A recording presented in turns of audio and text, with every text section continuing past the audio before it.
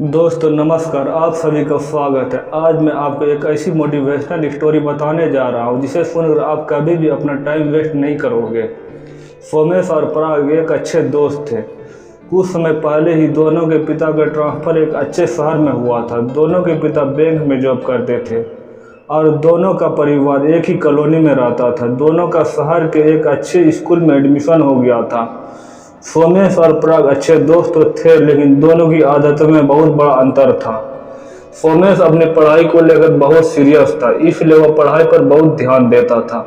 वह स्कूल से अपने घर आता तो घर के कार्यों में हेल्प कर देता था। उसके चाचा जी के एक अच्छे बिजनेसमैन थे। सोमेश को बिजनेस में बहुत रुचि थी, तो वह कभी कभी अपने चाचा जी के साथ रहकर उनकी बिजनेस एक्टिविटीज़ को देखता था ताकि बिजनेस के बारे में कुछ सीख सके। लेकिन पराग को पढ़ाई में बहुत कम रुचि थी।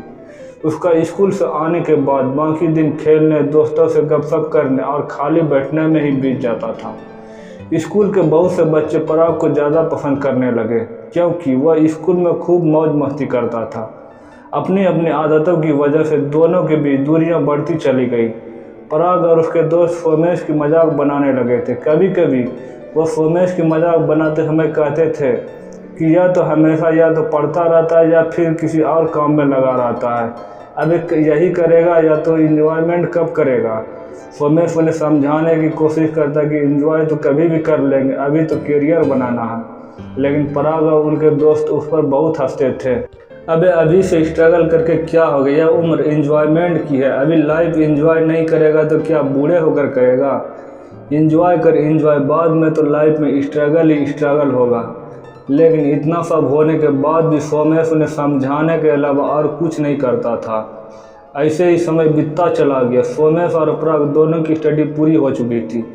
यह वह समय था जब सोमेश के पिता का ट्रांसफ़र किसी दूसरे शहर में हो गया और कुछ ही समय बाद पराग के पिता का भी ट्रांसफ़र किसी दूसरे नए शहर में हो गया। कुछ ही दिनों में दोनों एक दूसरे को भूल चुके थे। समय की गति बहुत तेज होती है। 6 साल बाद एक घटना हुई। दिल्ली की एक बहुत बड़ी कंपनी की बिल्डिंग में एक नवयुवक ने अपने बहुत तेज़ी के साथ कदम रखा। वह अंदर गया और एक कुर्सी पर बैठ गया। आज उसका जॉब के लिए इंटरव्यू था। जैसे उसे बुलाया गया तो वह तुरंत उठा और इंटरव्यू रूम में चला गया। रूम में प्रवेश करते ही उसके कदम अचानक ही थम गए और वह चौंक गया। उसके सामने लगभग 10 लोग बैठे थे। ठीक बीच में लाल कुर्सी पर सफ़ेद कोट पहने एक बहुत ही इम्प्रेसिव पर्सन बैठा था। इस सफ़ेद कोट पहने हुए बंदे को देखते ही वह नवयुवक बोला, अरे सोमेश, तुम यहाँ क्या कर रहे हो? क्या इंटरव्यू देने आए हो? सोमेश, जो कि सफ़ेद कोट पहने हुए बैठा था, वह बोला, ओह तुम पराग हो ना, इंटरव्यू देने आया? नवयुवक बोला, हाँ मैं पराग हूँ और यहाँ इस कंपनी में जॉब के लिए इंटरव्यू देने आया हूँ। तुम यहाँ कैसे? सोमेश बोला, नहीं, मैं इंटरव्यू देने नहीं आया हूँ बल्कि इंटरव्यू लेने आया हूँ क्योंकि मैं इस कंपनी का मालिक हूँ। पराग की नज़रें तुरंत झुक गई। माहौल शांत हो गया। वह मन ही मन सोचने लगा कि मैं जिसकी मजाक बनाता था वह आज इतनी बड़ी कंपनी का मालिक कैसे बन गया। अब सोमेश ने पराग को देखकर कहा, अगर तुम इंटरव्यू के लिए आए हो तो हमारे बोर्ड के लोग तुम्हारा इंटरव्यू ज़रूर लेंगे। अब बोर्ड के लोग पराग का इंटरव्यू लेने लगे। 5 मिनट बाद ही बोर्ड के लोगों ने पराग को रिजेक्ट कर दिया और कहा, आपके पास जो डिग्री है वह यह बताती है कि आपकी स्टूडेंट लाइफ बहुत कमज़ोर रही है और आपके पास जो जॉब एक्सपीरियंस भी नहीं है, इसलिए हम आपको जॉब पर नहीं रख सकते। पराग तुरंत सोमेश की तरफ मुड़ा और सोमेश के सामने रोने सा मुंह बनाते हुए बोला, मैं पिछले 3 साल से जॉब के लिए स्ट्रगल कर रहा हूँ। बहुत सी कंपनी में इंटरव्यू दे चुका हूँ लेकिन सभी जगह रिजेक्शन हो चुका है। तुम तो मेरे दोस्त रहे हो, कृपया मुझे नौकरी पर रख लो। सोमेश ने कुछ देर सोचा और बोला, मेरी कंपनी की सफलता का राज यह है कि मेरे यहाँ जॉब करने वाले काबिल लोग हैं जो एक दूसरे के काम से मोटिवेट होकर और भी ज़्यादा काम करते हैं। मैं नहीं चाहता हूँ इनके बीच कोई ऐसा व्यक्ति पहुँचे जो उन्हें खाली बैठने और मौज मस्ती करने को प्रेरित करे, इसलिए मैं तुम्हें जॉब पर नहीं रख सकता। बहुत दुखी होते हुए पराग बोला, तो क्या मुझे अब कभी जॉब नहीं मिलेगी? क्या मैं ऐसे ही जीवन भर स्ट्रगल करता रहूँगा? तब सोमेश हल्की सी मुस्कुराहट के साथ बोला, यही जीवन का सच है मेरे दोस्त। मैंने अपनी स्टूडेंट लाइफ में बहुत स्ट्रगल किया ताकि मैं पूरी ज़िंदगी खुशहाली और मौज मस्ती से बिता सकूं और एक सफल व्यक्ति कहा जाऊं। और तुमने अपनी लाइफ मौज मस्ती और खेल कूद में बिता दी। परिणाम तुम्हारे सामने हैं, अब तुम्हें जीवन भर स्ट्रगल करना होगा। मैंने जो चुना हुआ मुझे मिल गया और तुमने जो चुना हुआ तुझे मिल गया। तभी पराग वहाँ से उठा और ऐसे चल दिया जैसे जीवन भर संघर्ष करने का वह संकल्प ले चुका है। दोस्तों, यह कहानी ही नहीं बल्कि जीवन की सच्चाई भी है जो हमें जीवन का यह संदेश देती है।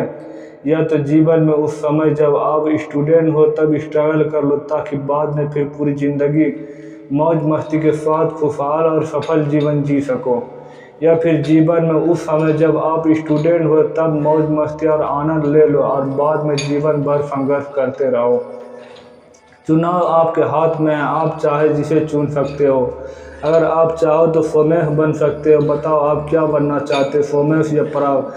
दोस्तों, यह सभी जानते हैं किसी इमारत की लाइफ इस बात पर निर्भर नहीं करती कि वह कितनी मंजिल की बनी है, बल्कि इस बात पर निर्भर करती है कि उसकी नींव कितनी मजबूत है। किसी की भी स्टूडेंट लाइफ उसकी नींव ही तो होती है, और यदि नींव मजबूत है तो आप उस पर कितनी भी बड़ी बिल्डिंग बना सकते हो। कितनी भी बड़ी सफलता उस नींव के सहारे प्राप्त की जा सकती है, लेकिन यदि नींव ही कमज़ोर है तो बिल्डिंग का भरभरा कर गिरना तय है। उनकी आज की स्ट्रगल ही उनका बेहतर भविष्य करेगी। आज की गई उनकी स्ट्रगल से उसके अंदर ऐसी आदतें बन जाएगी जो जीवन में किसी भी मोड़ पर परेशानी आने पर उन्हें हिम्मत देगी और उन्हें सोल्व भी कराएगी। तो आजकल आप जो भी कर रहे हैं, चाहे स्टडी कर रहे हो या गीत गाना सीख रहे हो, चाहे इंजीनियर बनना चाहते हो या अफसर बनना चाहते हो, कुछ भी करना चाहते हो, तो बस इतना कर लो, आज मेहनत कर लो, आज अपने जीवन ऊर्जा का पूरा उपयोग कर लो। अगर आप ऐसा कर पाए तो आने वाले कल आपका होगा और सफलता आपके जीवन सुगंधित कर रही होगी। जय हिंद दोस्तों। यह मोटिवेशनल स्टोरी आपको कैसी लगी कमेंट के माध्यम से ज़रूर बताएं और वीडियो को लाइक और चैनल को सब्सक्राइब करें।